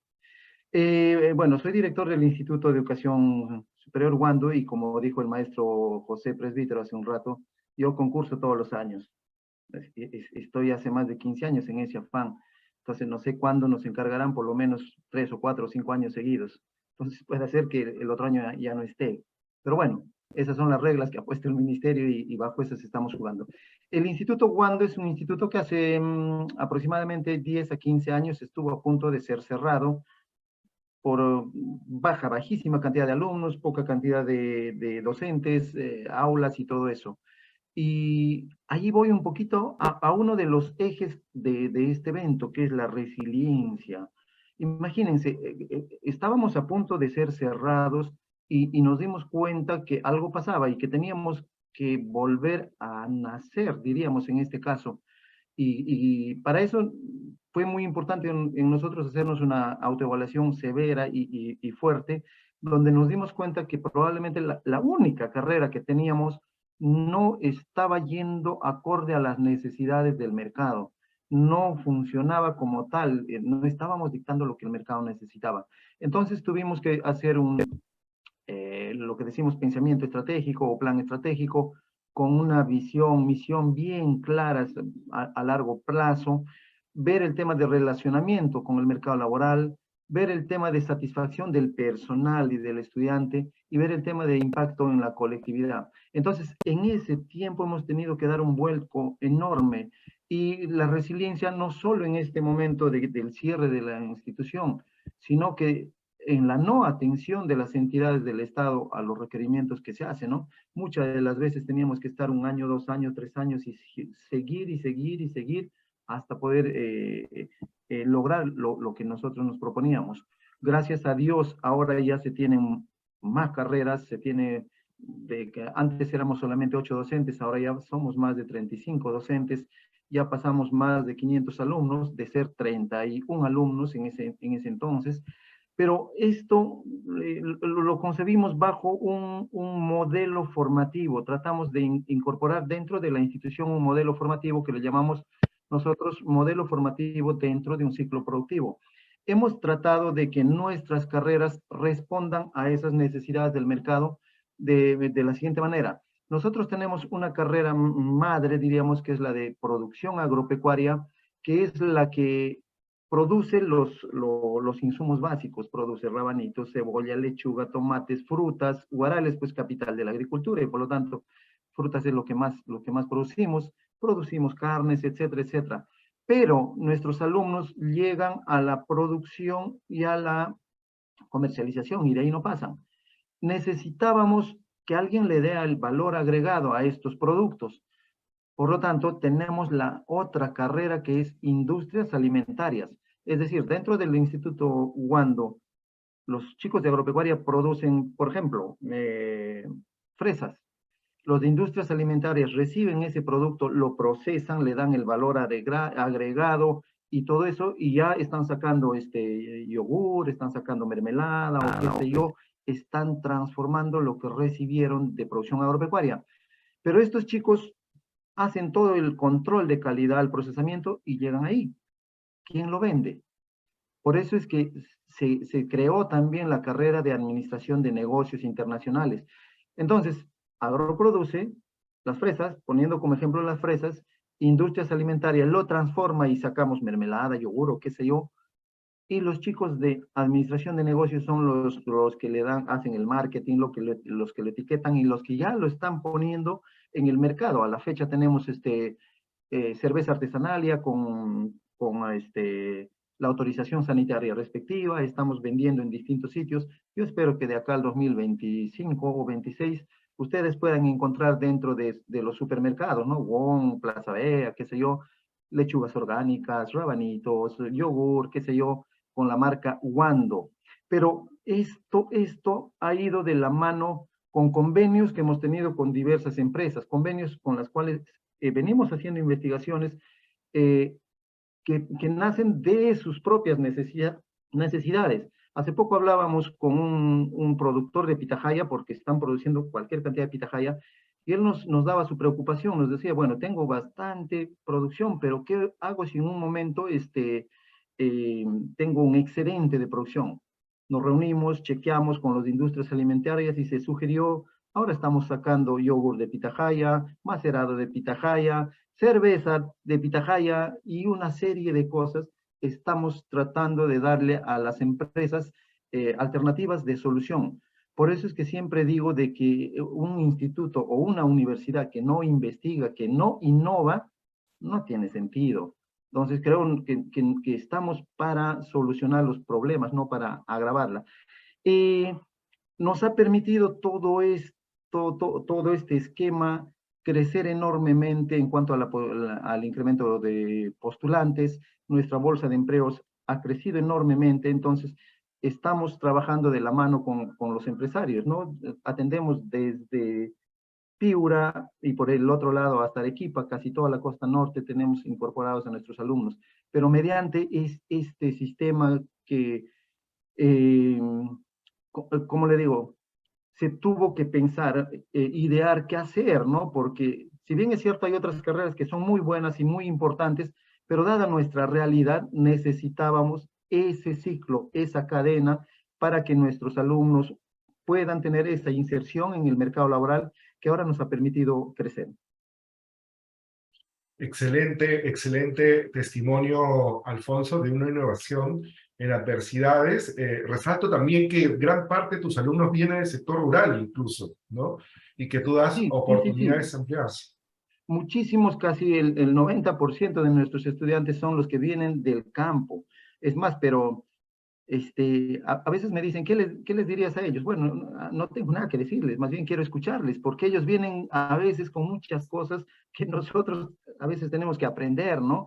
Pero muchos de esos chicos que a veces no pueden ir a una universidad o no pueden ir a otros lugares, son los que nosotros atendemos y que tenemos que prepararlos para insertarle en el mercado laboral, ¿no? Y ahora que te toca liderar, digamos, el proceso de tránsito de instituto licenciado a instituto de excelencia, ¿no? ¿Qué recomendaciones le darías a otros líderes de la educación técnica en este gran reto que tenemos, y hay un compromiso sobre educación superior relacionado a esto, de darle mayor importancia a los institutos y escuelas tecnológicas? Sí, bueno, gracias a Dios somos uno de los 5 institutos públicos en haber logrado su licenciamiento. También somos un instituto de excelencia, pero ahora estamos bajo el reto de obtener el sello de excelencia que otorga el ministerio.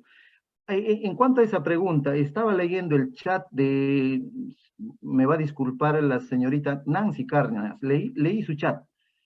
Y dice que hay docentes que no quieren salir de su zona de confort y que siguen dictando como hace 10 años. Sí, tienes toda la razón, Nancy. Antes estábamos con los papelógrafos. Luego vino el multimedia y todo eso, y ahora todo el mundo estamos pegados al multimedia. Y ocurre que en mi instituto, en una oportunidad se fue la luz.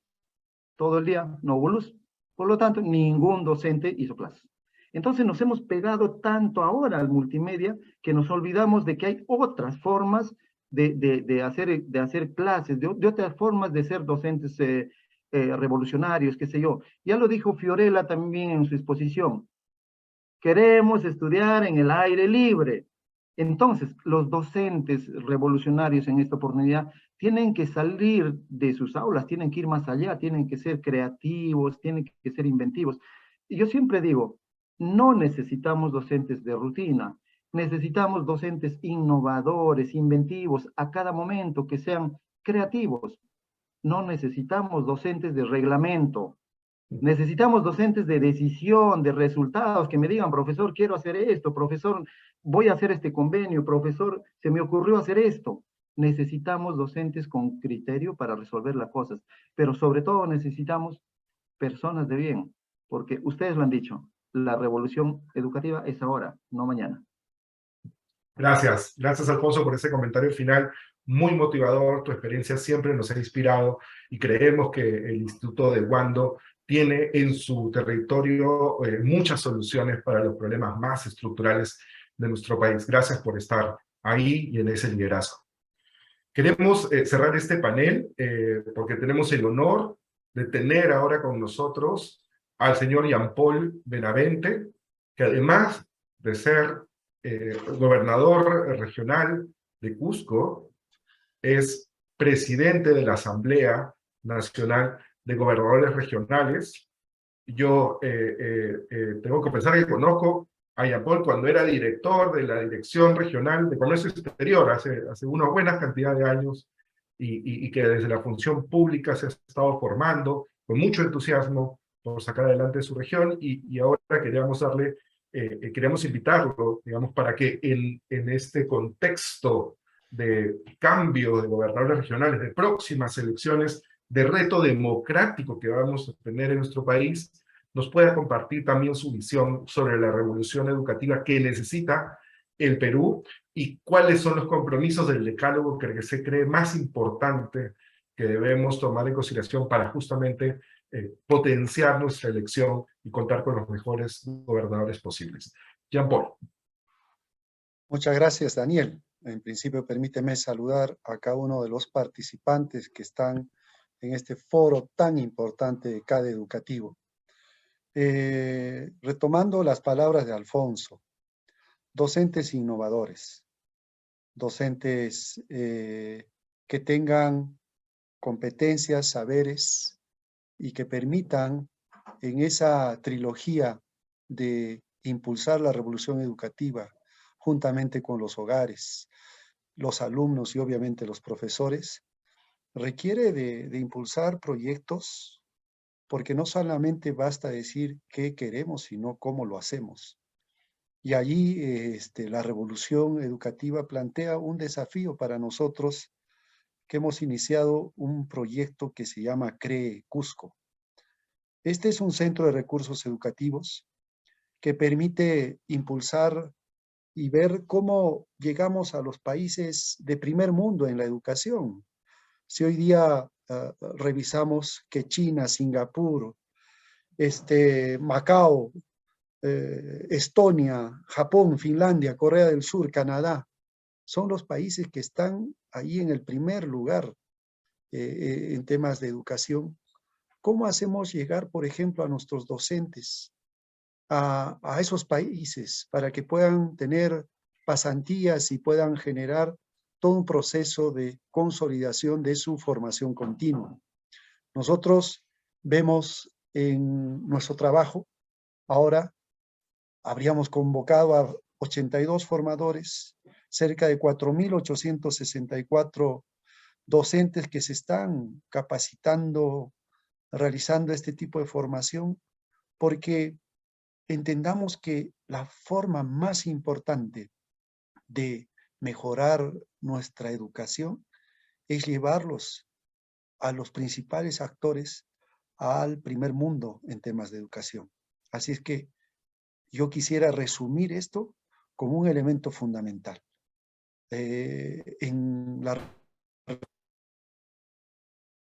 Por ejemplo, ustedes han planteado que habría que ver temas de aprendizajes en entornos híbridos.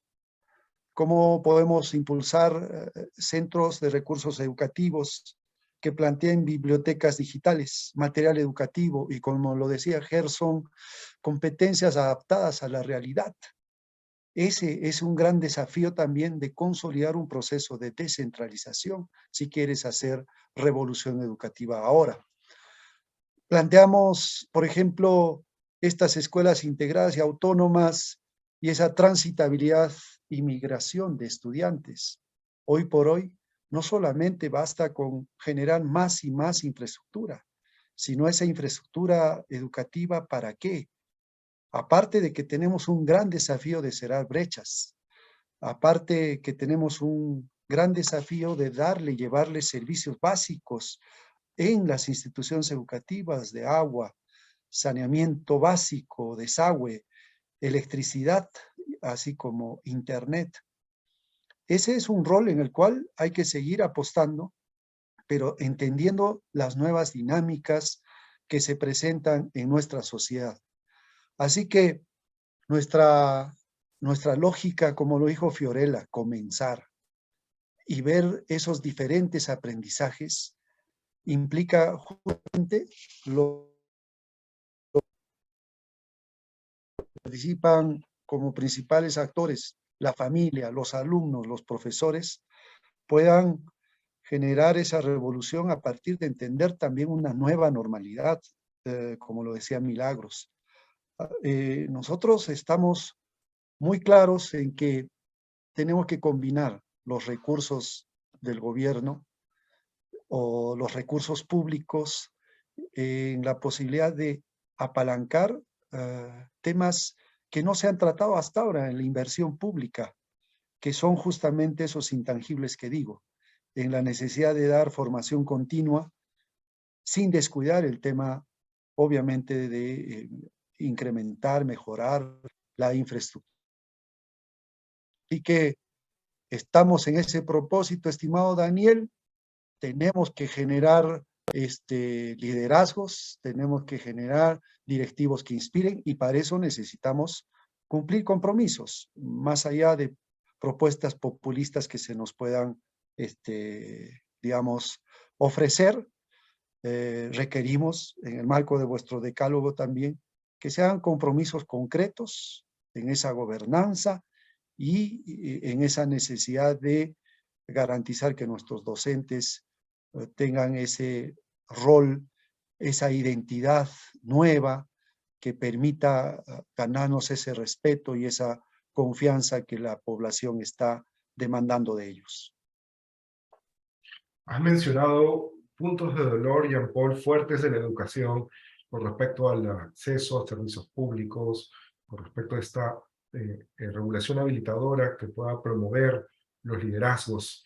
Has hablado de los grandes cambios y compromisos tangibles que tenemos que tener con la educación. En esta experiencia como gobernador regional y proyectando estas recomendaciones a futuro, ¿qué recomiendas a la ciudadanía que evalúe al momento de elegir a su próximo gobernador, a votar por su próximo gobernador y poder así sacar adelante esta revolución educativa en cada uno de los territorios del país? ¿Cuáles serían tus recomendaciones, Jean-Paul?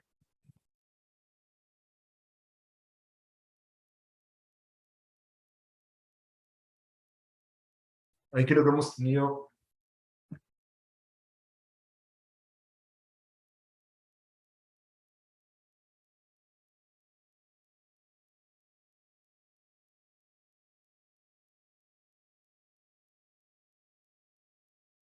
Sí, ahora me escuchan, creo que salí un momento de internet.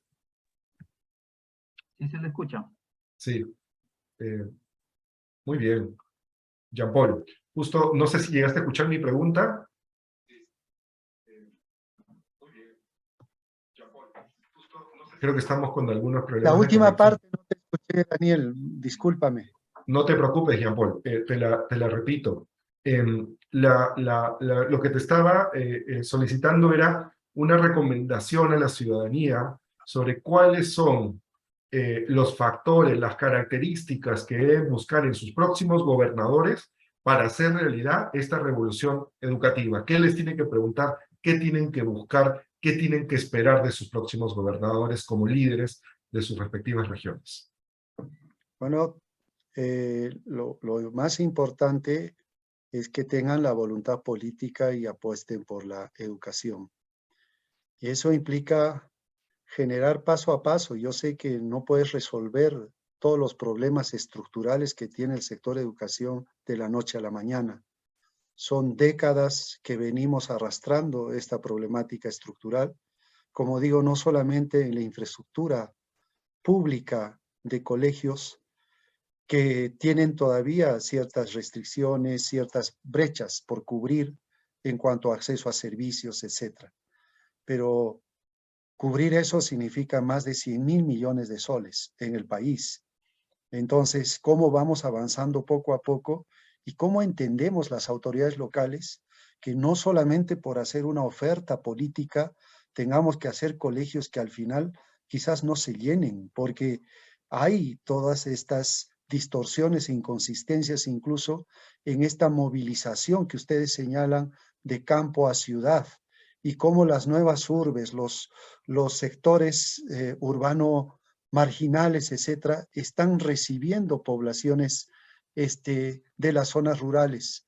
¿Cómo podemos hacer de que en esta estructura de desarrollo rural también generemos infraestructura educativa que realmente complemente primaria versus secundaria versus las instituciones superiores, tecnológicas, etcétera? Por ejemplo, hay muchas tendencias de querer hacer universidades en cada capital de provincia. No sé hasta qué punto eso puede ser un ofrecimiento serio de lo que significa un proceso de educación con calidad educativa, ¿no? Y obviamente ver también de que hay ciertos intangibles que hoy por hoy tenemos que apostar todos. Es en la formación continua de nuestros profesores, mejorar sus capacidades, quiero mejorar sus retribuciones, pero también tengo que mejorar sus capacidades. Yo quiero felicitar a las maestras y maestros, por lo menos de mi región, que están apostando por ello y que mira, en una política de incentivos clara, seria, como ya he mencionado, ellos van a ser promovidos para que vayan a los países que están en el primer mundo en educación y que ese va a ser su premio, y para nosotros cuando regresen, obviamente vamos a mejorar su identidad, esa credencial que necesitan hoy día nuestros maestros y maestras para que puedan ser respetados, reputados en toda la sociedad cusqueña, y eso nos ayude a hacer formación de formadores, ¿no es cierto? Y ver en cascada cómo podemos llegar a los demás, y eso nos va a motivar, obviamente, a que todo este tema se resuelva. Finalmente, una reestructuración, modernización institucional del sector. Ya lo decía nuestro profesor representante Cajamarca, fíjense, y de nuestra institución superior que acaba de hablar. O sea, la idea también es, ¿cómo puedo hacer, por ejemplo,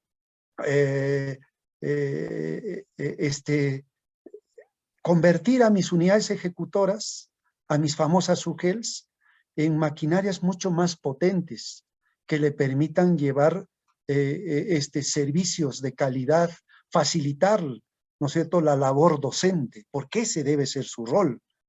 No solamente es gestionar un presupuesto, y cuando sabes que la posibilidad de darle mantenimiento a una institución educativa pasa por procesos administrativos laxos, que necesitamos mejorar un estado paquidérmico, un estado anquilosado en el tiempo.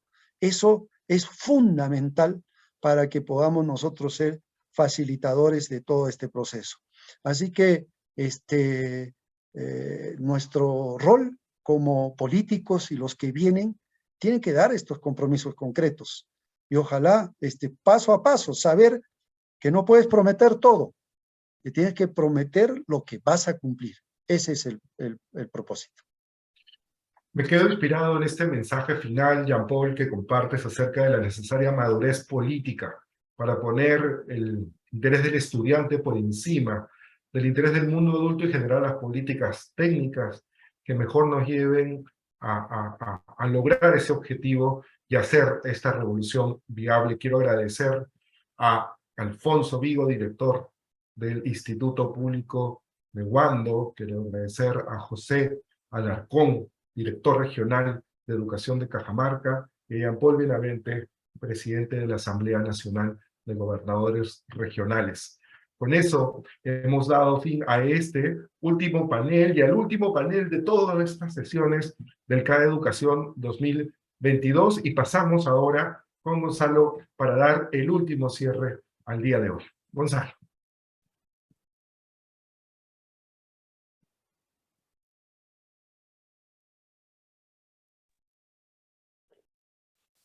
Muy interesante todas y cada una de las reflexiones que se han hecho al respecto.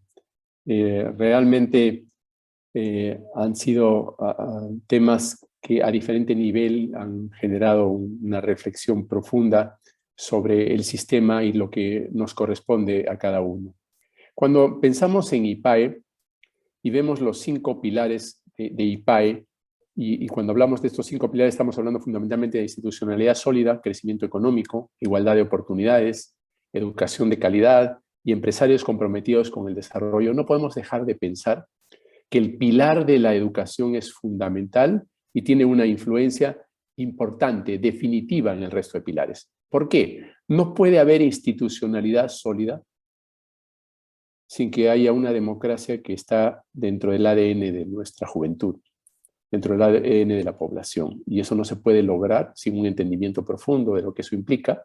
No puede haber crecimiento económico si no tenemos el capital humano que solo un sistema educativo de calidad nos puede brindar. No puede haber igualdad de oportunidades si esa igualdad de oportunidades no es acelerada por lo que significa la inclusión y lo que provoca la educación en el seno de las familias y en diferentes sectores y estamentos de la sociedad Y desde luego, no puede haber desarrollo en el país si los empresarios no se comprometen en ir más allá del ámbito de acción y comprometerse con la educación de calidad. Con una educación de calidad en la que ellos promueven la educación de calidad, pero también hacen esfuerzos específicos porque esa educación sea continua en cada uno de los centros de trabajo, en cada uno de los centros de labor. Entonces, como alguien diría, en resumen, la educación es la respuesta a todas nuestras preguntas. La educación puede ser la respuesta a todos nuestros problemas. No puedo terminar de dirigirles unas palabras y de cerrar el CADEX sin expresar nuestro más sincero agradecimiento a todos por su participación, y quiero invitarlos a que completen una breve encuesta que muy pronto va a aparecer en la pantalla. Además, me gustaría, en representación de la institución, agradecer a todos los medios de las regiones de Lima, Arequipa, Cajamarca, Cusco, Piura, La Libertad, que como aliados estratégicos se han unido en esta transmisión del evento que nos ha permitido tener una cobertura sin precedentes. A ellos quisiera expresarles nuestro agradecimiento, y también les haremos llegar invitaciones para las próximas ediciones de nuestros CADEX. Como ustedes han podido comprobar, han sido muy centradas y muy profundas en cosas que realmente tienen que ver con nuestro desarrollo. No puedo dejar de lamentar la ausencia del ministro de Educación, que ha roto una tradición en la que todos los CADES de educación siempre estaban engalanados con la presencia de un ministro. Lamentablemente eso no ha podido pasar el día de hoy, y no lamentamos la ausencia del ministro. Esperamos que ojalá pueda tener acceso a todos estos compromisos y hacer la parte que le toca al Ministerio y al Ejecutivo. Y nada más, muchísimas gracias a todos y cada uno, y quisiera dar el paso a Daniel. Muy amable, gracias.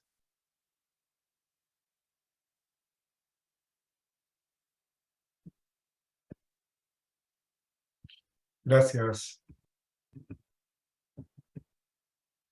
Gracias, Gonzalo. Vamos con Cucha y luego doy esa última idea. Cucha, por favor.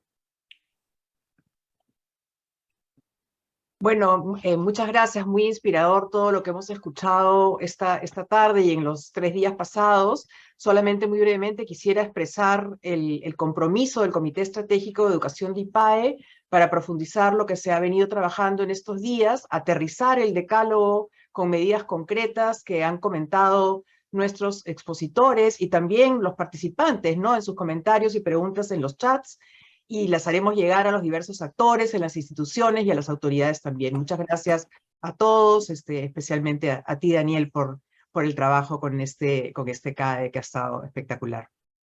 Sí, realmente, Daniel, nuestras más sinceras felicitaciones. Muchas gracias, Cucha, también. Muchísimas gracias al Comité Estratégico por el trabajo que ha realizado. Devuelvo los agradecimientos también a Gonzalo por su liderazgo, en su momento también a Elena y a Cucha por convocarme a liderar este CADE Educativo 2022, al comité organizador que ha estado de primera y que me ha ayudado, me ha soportado, me ha alentado a poder liderar este CADE con esta propuesta tan ambiciosa de la revolución educativa que necesitamos ahora, un viraje en nuestra agenda para colocar al estudiante al centro de los aprendizajes, a Leticia, a Patricia, un equipo de lujo en IPAE que ha podido sacar adelante esto, y a los más de 150 revolucionarias y revolucionarios que iniciaron esta reflexión y que apalancaron 600 participantes en este CADE. Son ahora 600 revolucionarias y revolucionarios en todo el país que van a hacer eco de estos 10 compromisos, ahora que tenemos este reto electoral que se nos viene, para fortalecer nuestra democracia con la educación adelante y con la inspiración que estos casos, que estos 4 días hemos tenido, nos van a inspirar. Muchas gracias a todos y esperamos seguir viéndonos siempre.